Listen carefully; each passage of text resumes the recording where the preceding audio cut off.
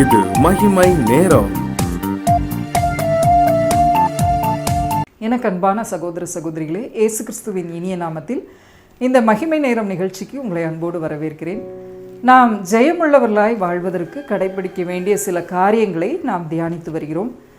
நாம் இந்த உலகத்தில் ஜெயமாய் வாழ்வதற்கு ஜெபம் மிகவும் அவசியம், தேவ பிரசன்னம் நமக்கு அவசியம், சமாதானமான ஜீவியம் நமக்கு அவசியம் என்று பார்த்தோம். அதே போல் ஆண்டவர் விரும்பாத தடைகளை நாம் தகர்த்து விடும்போது நாம் ஜெயமுள்ளவர்களாய் வாழ முடியும்.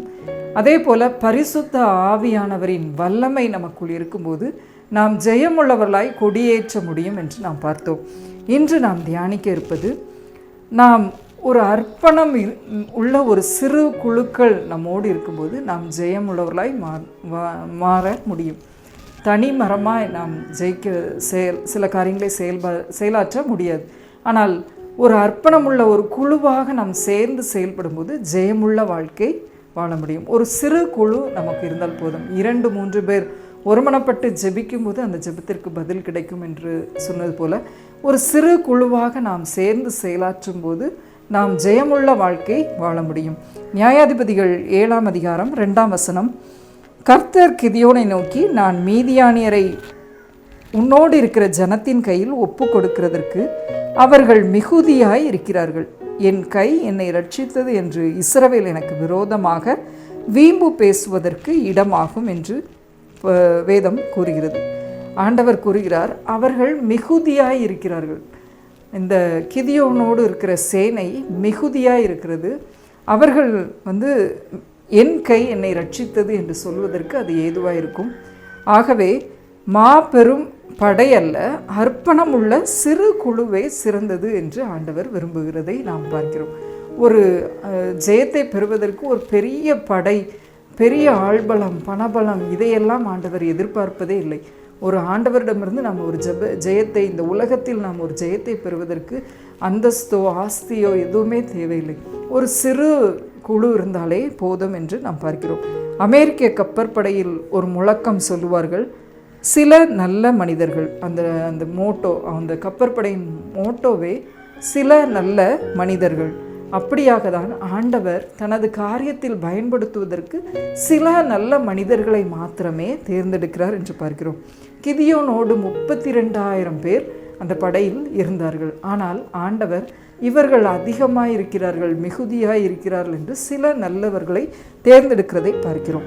எப்படிப்பட்டவர்களை எல்லாம் ஆண்டவர் தேர்ந்தெடுத்தார் என்று நாம் பார்ப்போம். முதலாவது, தைரியம் உள்ளவர்களை தேர்ந்தெடுத்தார். ஆண்டவரது பணியில் ஒரு ஜெயத்தை பெறுவதற்கு ஆண்டவர் முதலில் விரும்புகிற பாத்திரம் ஒரு தைரியம் உள்ள மனிதர்களை ஆண்டவர் விரும்புகிறார்.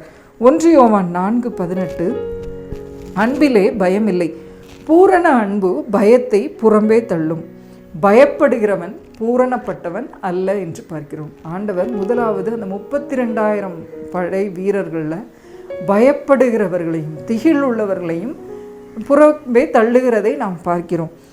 பயமும் திகிலும் உள்ளவர்கள் ஓடி போக கடவன் என்று அந்த வசனத்தில் சொல்லப்பட்டிருக்கிறது. மொத்தம் 32,000 பேரில் 22,000 பேர் போய்விட்டார்கள் என்று நாம் பார்க்கிறோம். இந்த உலகத்தில் அநேக காரியங்களில் நம்மை முன்னேறி செல்ல விடாமல் நம்மை டிஸ்கரேஜ் பண்ணி நெகட்டிவான வார்த்தைகளை சொல்லி நம்மை இழுப்பதற்கே அநேகர் இருப்பார்கள். பயத்தை காட்டி, இதை செய்தால் நீ இப்படி ஆகிவிடுவாய் என்று பயத்தோடு திகிலோடு நம்மை பயம் காட்டுகிற மக்கள் கூட்டம் அதிகம். இந்த கிதியோனுக்கும் அந்த 32,000 சேனையில் 22,000 பேர் பயமும் திகிலும் நிறைந்தவர்களாய் இருந்தார்கள். ஆண்டவர் அவர்களை எல்லாம் புறம்பே நீங்கள் ஓடி போக கடவன் உள்ளவன், பயமும் திகிலும் உள்ளவன் ஓடி போக கடவன் என்று அவர்களை விட்டுவிட்டதை நாம் பார்க்கிறோம். மீதியாக அவர்களோடு இருந்தவர்கள் 10,000 பேர் மாத்திரமே இருந்தார்கள் என்று நாம் பார்க்கிறோம். ஆம், ஆண்டவர் விரும்புகிற பாத்திரம் ஒரு தைரியம் உள்ளவர்களாக இருக்கணும். ஆண்டவர்கிட்டத்திலிருந்து நாம் ஜெயமாய் எல்லா காரியத்தையும் செய்ய வேண்டும் என்றால் நமக்கு தைரியம் உள்ள ஒரு குழு நம்மோடு இருக்க வேண்டும்.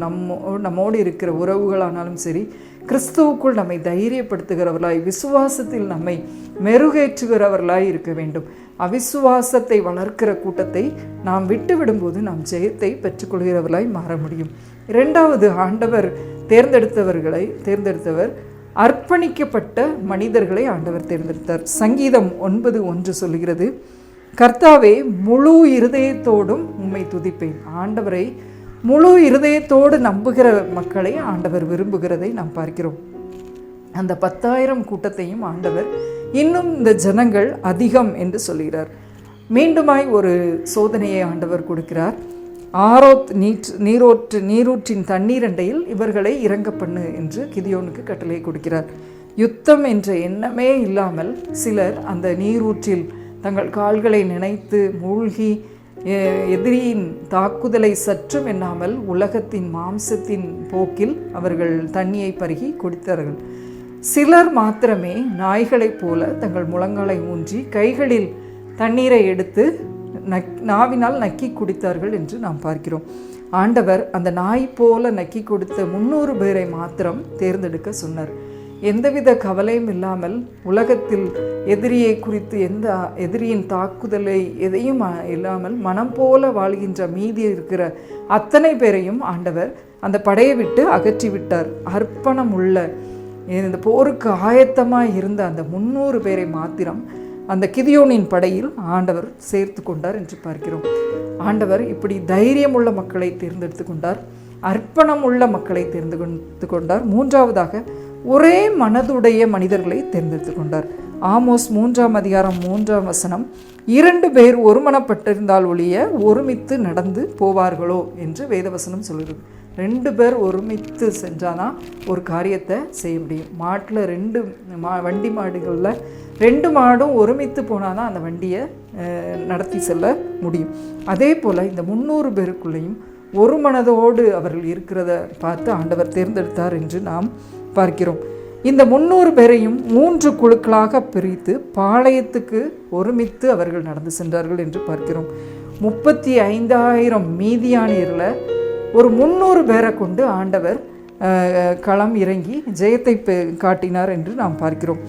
அந்த 300 பேரை மாத்திரமே இந்த கிதியோன் வைத்து கொண்டதை நாம் பார்க்கிறோம். ஆம், எனக்கு அன்பான சகோதர சகோதரிகளே, நாமும் இந்த உலகத்தில் எந்த ஒரு காரியத்தை செய்வதற்கு நமக்கு உயர்ந்த அதிகாரிகளின் பலன் நமக்கு வேணும், நல்ல பணத்தின் பலன் நமக்கு வேணும், இன்னுமாய் நம்மை சப்போர்ட் பண்ணுவதற்கு ஆட்கள் வேணும் என்று நம்ம கலங்க தேவையே இல்லை. ஒரு சிறிய கிதியோனுக்கு ஆண்டவர் அவனது பயத்தையெல்லாம் நீக்கி 35,000 பேருக்கு முன்பாக எதிர்த்து நிற்க அர்ப்பணமுள்ள ஒரு சிறு குழுவை தான் ஆண்டவர் தேர்ந்தெடுத்தார். அதே போல் நாம் சிறுமைப்பட்டவர்களாய் ஒரு சிறிய நிலைமையில் ஏதோ ஒரு மூலையில் நம்ம இருக்கிறவங்களா இருக்கலாம். ஆனால் நம்ம ஒவ்வொருவரும் தான் ஆண்டவர் தேர்ந்தெடுத்து நம்மை கொண்டு ஒரு பெரிய ஜெயத்தை கொடுக்க சித்தமுள்ளவராய் இருக்கிறார். ஆகவே நாம் தைரியம் உள்ளவர்களாய், ஆண்டவருக்காக தைரியம் உள்ளவர்களாய் முன்னிற்க நாம் வர வேண்டும். அதே போல் முழு அர்ப்பணத்தோடு ஆண்டவருக்காக நாம் முழு அர்ப்பணம் உள்ளவர்களாய் நாம் முன்னிற்க வர வேண்டும். அதே போல் ஒரு மனதோடு நாம் இருக்கிற குடும்பத்திலோ சபையிலோ ஒரு மனதின் சிந்தையோடு நாம் இருக்கும்போது நாம் ஜெயத்தை பெற்றுக்கொள்ளவர்களாய் வாழ முடியும். ஜெபம். அன்பின் பிதாவே, இந்த அருமையான வேலைக்காக உமக்கு நன்றி செலுத்துகிறோம் அப்பா. ஆண்டவரே, ஜெயமுள்ள வாழ்க்கை வாழ்வதற்கு ஆண்டவரே ஒரு அர்ப்பணிக்கப்பட்ட ஒரு குழு எங்களுக்கு இருந்தால் போதும் கர்த்தாவே. ஆண்டவரே, அந்த அர்ப்பணிக்கப்பட்ட குழுவிலும் அப்பா ஆண்டவரே தைரியம் உள்ளவர்களாய் நாங்கள் இருக்கணும் அப்பா. ஆண்டவரே, உலகத்தின் பேச்சை கேட்டு உலக மக்களின் அவிசுவாச சொற்களால் நாங்களும் அவிசுவாசிகளாய் ஆண்டவரே பின்வாங்கி போகிறவர்களாய் இல்லாதபடி கர்த்தாவே, ஆண்டவரே பயமும் திகிலும் உள்ளவர் 22,000 பேர் பின்வாங்கி போனது போல எங்களது ஆவிக்குரிய வாழ்க்கையில் பின்வாங்கி போகாமல் தைரியமாய் நாங்கள் முன் செல்லவும் ஆண்டவரே, இன்னுமாய் அர்ப்பணத்தோடு ஆண்டவரே நாங்கள் வாழவும், முழு மனதோடு நாங்கள் வாழவும் எங்களுக்கு கிருபை செய்தலும். அப்பொழுது நாங்கள் ஜெயமுள்ள வாழ்க்கை வாழ முடியும் என்பதை எங்களுக்கு கற்றுக் கொடுத்தீர். அப்படிப்பட்ட கிருபையை இந்த நாளில் ஒவ்வொருவருக்கும் கொடுத்து ஆசீர்வதித்தலும்.